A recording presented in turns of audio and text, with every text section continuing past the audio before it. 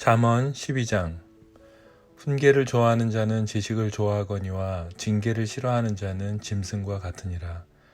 선인은 여호와께 은총을 받으려니와 악을 꾀하는 자는 정죄하심을 받으리라. 사람이 악으로서 굳게 서지 못하거니와 의인의 뿌리는 움직이지 아니하느니라.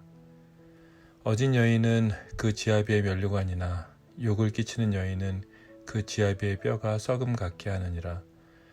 의인의 생각은 정직하여도 악인의 도모는 속임이니라. 악인의 말은 사람을 엿보아 피를 흘리자 하는 것이거니와 정직한 자의 입은 사람을 구원하느니라. 악인은 엎드러져서 소멸되려니와 의인의 집은 서 있으리라. 사람은 그 지혜대로 칭찬을 받으려니와 마음이 굽은 자는 멸시를 받으리라. 비천이 여김을 받을지라도 종을 부리는 자는 스스로 높은 채하고도 음식이 핍절한 자보다 나으니라. 의인은 자기의 가축의 생명을 돌보나 악인의 긍휼은 잔인이니라. 자기의 토지를 경작하는 자는 먹을 것이 많거니와 방탕한 것을 따르는 자는 지혜가 없느니라. 악인은 불의의 이익을 탐하나 의인은 그 뿌리로 말미암아 결실하느니라. 악인은 입술의 허물로 말미암아 그물에 걸려도 의인은 환난에서 벗어나느니라. 사람은 입의 열매로 말미암아 복록에 족하며 그 손이 행하는 대로 자기가 받느니라. 미련한 자는 자기 행위를 바른 줄로 여기나 지혜로운 자는 권고를 듣느니라. 미련한 자는 당장 분노를 나타내거니와 슬기로운 자는 수욕을 참느니라.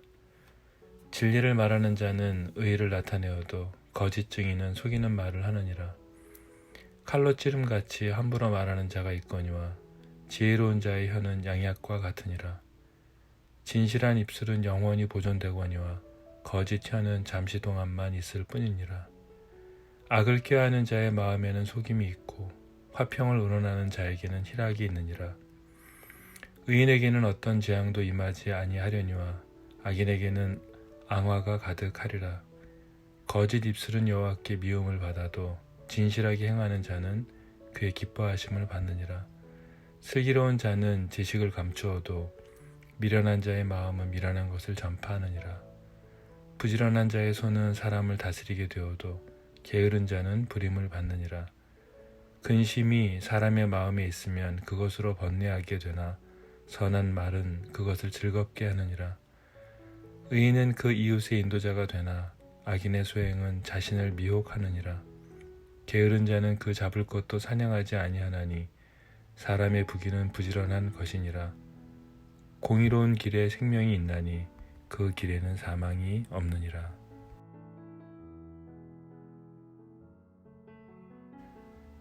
굿모닝, 굿나잇, 10분 아침 묵상 잠자리 생각 잠언 12일차 잠언 12장입니다. 오늘 본문은 잠언 12장 1절부터 28절까지 읽었습니다. 전체적으로 다 중요한 내용이기 때문에 오늘은 다 넣었습니다. 제목은 가정을 세우는 지혜입니다.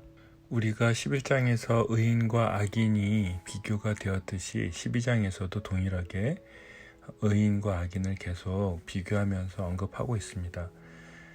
11장의 의인은 재난에서 구출되지만 악인은 재난 속에 더 깊이 빠져가고 결국은 멸망하게 된다고 기록하고 있죠. 의인은 그의 말과 행동 그리고 물질 사용을 통해서 자신의 가정과 공동체를 건강하고 튼튼하게 세우지만 악인은 그의 말과 행동 그리고 물질의 사용을 통해서 공동체를 무너뜨린다고 가정과 공동체를 무너뜨린다고 언급하고 있습니다. 12장은 어떻게 또 설명하는지 살펴보겠습니다. 12장 1절서부터는 두 아들이 비교가 됩니다. 착한 아들과 악한 아들이 등장하죠. 아버지의 훈계를 듣는 착한 아들과 아버지의 훈계를 듣지 않는 못된 아들이 등장합니다. 아버지의 훈계를 듣는 아들은 지식도 사랑한다고 합니다. 지식은 하나님의 말씀에 대한 훈계이고 훈계는 사람들의 행동에 반영이 되도록 훈련시키는 것이기 때문에 훈계는 더욱 우리의 지식을 든든히 세우게 됩니다.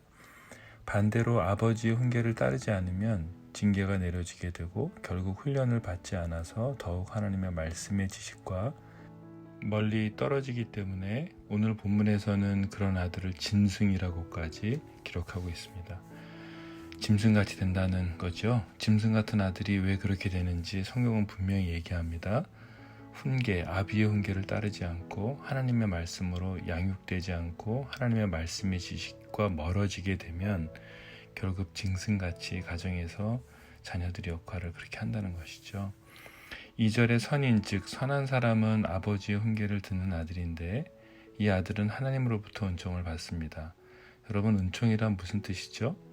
네, 하나님이 기뻐하시는 제물이 된다는 뜻입니다. 즉 하나님 아버지의 말씀에 기반이 되는 아버지의 훈계를 따른다는 것은 하나님께서도 기뻐하신다는 뜻입니다.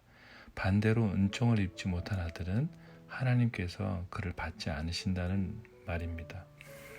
아들에 대한 이야기가 맞춰지고 어진 아내와 욕을 끼치는 아내가 4절과 7절에서 등장을 합니다. 두 아들의 비교와 이어지면서 두 아들의 어미가 함께 비교되고 있다고 보시면 좋겠습니다. 어진 아내라는 말은 어질다의 뜻은요, 원래 성적인 언어이기도 한데요, 원래 남자의 다리나 말의 다리가 강하다는 말을 할 때 쓰이는 말입니다. 이 단어가 군대에 붙여지게 되면 강한 군대라는 뜻을 갖게 되는데요, 오늘 본문에서는 이 단어가 여성에게 쓰여졌다는 의미입니다. 어떤 의미를 갖고 있을까요? 네, 영적으로나 육적으로나 아주 강하고 아름답고 고상한 성품을 지녔다는 그런 뜻을 말합니다. 누구를 말하고 있습니까? 네, 지금 함께 묵상하시는 모든 여성들, 어머니들을 말하는 것이겠죠. 네, 어느 가정이나 아내가 하나님의 말씀으로 그리고 영적 분별을 가지고 가정에서 영육간에 성숙한 역할을 한다면 그런 여인은 남편의 면류관이 된다는 것이고, 반대로 욕을 끼치는 여인은 하나님의 말씀으로 자녀를 양육하지 못하고 성숙하지 못하기 때문에, 또 그렇게 행동하기 때문에 남편의 뼛속까지 썩게 한다는 것입니다. 뼈라는 표현을 했다는 것을 잘 보이진 않지만 이 표현을 한 것은 이로 인해서 남편이 천천히 고통스럽게 죽게 된다는 말입니다. 너무 고통스러운 표현이죠. 가정에서 아내의 언어 표현이 남편의 뼈를 썩어 들어가게 한다는 말입니다. 유진 피터슨의 메시지 성경은 어떻게 기록하고 있을까 궁금해서 찾아봤습니다. 이렇게 기록하고 있네요. 마음이 따뜻한 아내는 남편을 기운나게 하지만 마음이 차가운 여자는 뼛속의 암과 같다라고 기록하고 있습니다. 12장 8절 마음이 굽은 자는 멸시를 받으리라는 말은 무슨 뜻일까요? 심장이 쭈그러들었다는 표현입니다. 당시 히브리 사람들은 심장 안에 지식과 지혜가 들어있다고 생각을 했어요. 그래서 그 심장이 굽었다, 즉 쭈그러들었다는 것은 하나님의 지혜의 말씀이 들어갈 조금의 여유도 없다는 그런 표현입니다. 1절에서 이야기하고 있는 짐승과 같은 아들, 그 자녀와 같다는 의미입니다. 의인과 악인을 계속해서 비교를 하고 있습니다. 8절 이후에서도요. 12장 12절에 악인은 불의의 이익을 탐하나 의인은 그 뿌리로 말미암아 결실을 하느니라 라고 기록되어 있습니다. 불의의 이익을 탐한다 라고 했을 때 그 이익이란 단어는요, 요새라는 뜻입니다. 자기를 지키는 성, 즉 자기를 지킬 요새를 준비한다는 말입니다. 불의하게요. 다시 말해 자신을 보호하기 위해서 악한 방법으로 요새를 쌓습니다. 이런 악인은 그래서 사람들 보는 데서는 선행을 하는 척하지만 결국 목적은, 그렇게 하는 목적은 자신을 보호할 요새를 쌓기 위한 행동이기 때문에 이것을 불의한 요새, 불의한 이익이라고 표현하고 있습니다. 반대로 의인은 여러분과 저죠. 사람들에게 칭찬받기 위함이 아니라 진정성 있고 진실된 선행으로 결국 시간이 지나 그 뿌리가 깊어져서 결국 열매를 맺게 된다는 것입니다. 이런 사람들을 많이 보시죠? 절망하지 마십시오. 그리고 여러분 지치지 마십시오. 불의의 요새는, 불의의 이익은 반드시 무너지게 될 것이지만 결국 의인은 반드시 뿌리가 깊어지게 되고 또 반드시 열매를 맺게 될 것이라고 성경에서 말씀하고 있습니다. 계속해서 12장은 의인과 악인의 언행을 비교하고 있는데요. 13절 악인은 입술의 허물로 말미암아 그물에 걸려도 의인은 환난에서 벗어난다고 말씀하고 있습니다. 무고한 사람을 덫을 놓아 해치는 악인들이 거꾸로 자신들이 놓은 입술의 그물에 자신들이 걸린다는 뜻입니다. 의인은 환난에서 갇힌 것 같지만 결국은 벗어나게 하신다는 약속의 말씀입니다. 의인은 환난에서 갇힌 것 같지만 지금은 반드시 하나님께서 벗어나게 하신다는 약속의 말씀입니다. 14절 환난에서 벗어난 의인의 모습이 나타납니다. 사람은 입의 열매로 말미암아 복록에 족하다고 말씀하고 있습니다. 그 손이 행하는 대로 자기가 받느니라. 의인은 자신에게 많은 겨질로 돌아오게 될 것인데요.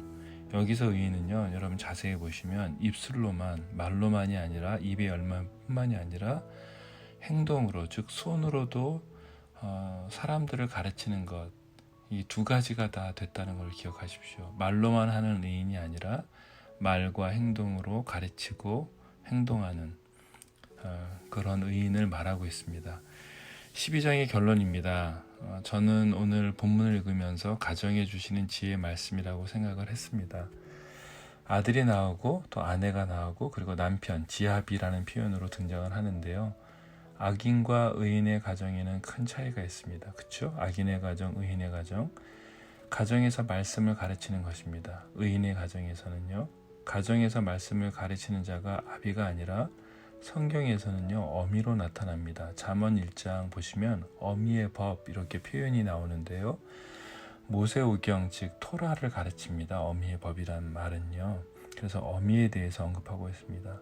이 본문을 읽으면서 여러분 유대인들의 문화를 좀 이해하실 필요가 있습니다. 특별히 이미 올라가 있는 갈라디아서 묵상을 따라오신 분들은 좀 아실 텐데요. 유대인들과 이방인들의 문제가 얼마나 심각했는지 갈라디아서 묵상에서 들어보시면 알게 됩니다.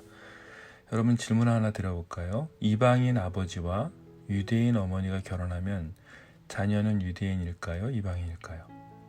네, 유대인으로 취급합니다. 하지만 유대인 아버지와 이방인 어머니가 결혼해서 얻은 자녀는 어떻게 취급될까요? 네, 맞습니다. 이방인으로 취급합니다. 가정에서 어미의 법을 어미가 가르칩니다. 어미의 역할이 너무 중요한 것이죠. 하지만 그 말씀을 지키도록 계속 반복하고 훈련하는 역할은 또 잘못했을 때 벌을 주는 역할은 아버지의 역할입니다. 그래서 가정을 세우는 지혜, 어미의 역할과 아비의 역할에 대해서 12장에서 이야기하고 있습니다. 이런 어미가 남편의 아내가 됩니다. 또 그래서 아내는 남편에게 면류관이 되기도 하지만 뼛속의 암이 되기도 한다는 것입니다. 오늘 성경은 현명하고 지혜로운 어미를 통해서 자녀가 의인으로 혹은 남편이 지혜로운 의인으로 빛을 발하게 됨을 나타내고 있습니다. 가정의 신앙교육은 남편과 아내가 협력을 해야 한다는 것이죠. 저를 비롯해서 많은 남편들이 오늘 반성해야 될 것 같습니다. 네, 저만 그런가요? 네, 다행입니다. 이런 자녀들과 남편은 결국 그들의 언행으로 공동체를 살리는 아주 지혜로운 어머니로부터 교육받은 자녀들과 남편은 그들이 가서 어느 공동체든 어느 곳에서 가서든지 그 공동체를 살리는 역할을 하게 된다는 것입니다.